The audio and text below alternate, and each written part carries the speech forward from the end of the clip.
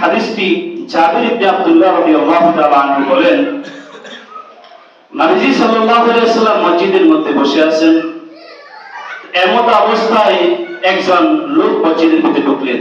এই ব্যক্তি এই কথাটা দুইবার অথবা তিনবার বলেছে, অজনুবাহু অজনুবাহু, হায় আমার গুনাহ, হায় আমার গুনাহ। তো রাসূল সাল্লাল্লাহু আলাইহি ওয়াসাল্লাম এই কথা শোনার পরে ওই লোকটাকে ডাকলেন যে তুমি কি বললা, কেন বললা? ইয়া রাসূলুল্লাহ, আমি একই গুনাহ বারবার করতে করতে আমি আমার নিজের প্রতি বিরক্ত। কথা কি বুঝছেন? আমি একটা গুনাহ করার পরে নিজে আল্লাহ তাআলার কাছে কি করি? প্রতিজ্ঞা করি এই গুনাহ আর করব না, কিন্তু আবারও সেই গুনাহ আমার থেকে সংগঠিত হয়ে যায়। ক্বালা জাআ রাজুলুন ইলা রাসূলিল্লাহ সাল্লাল্লাহু আলাইহি ওয়াসাল্লাম, একজন ব্যক্তি রাসূল সাল্লাল্লাহু আলাইহি ওয়াসাল্লামের কাছে আসলেন।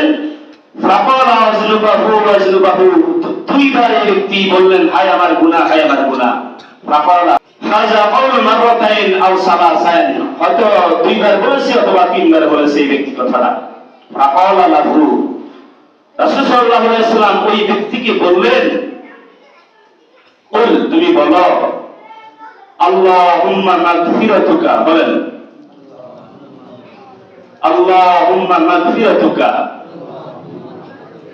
আওসাউ মিন যুনুবি ওয়া রাহমাতুকা আরজা ইনদি মিন আমালি। রাসূল সাল্লাল্লাহু আলাইহি ওয়াসাল্লাম এই দোয়াটা পড়ার পরে ওই সাহাবীকে বললেন এটা আবার বলো। তো সে বললেন আল্লাহুম্মা মাগফিরাতুকা আওসাউ মিন যুনুবি ওয়া রাহমাতুকা আরজা ইনদি মিন আমালি। রাসূল বললেন এই দোয়াটা আবার বলো। ওই ব্যক্তি আবার বললেন আল্লাহুম্মা মাগফিরাতুকা আওসাউ মিন যুনুবি ওয়া রাহমাতুকা আরজা ইনদি মিন আমালি। মোট কথা হলো তিনবার। এরপর রাসূল সাল্লাল্লাহু আলাইহি ওয়াসাল্লাম সুম্মা ক্বালা কুম, রাসূল বললেন এবার তুমি দাঁড়াও। কি করো?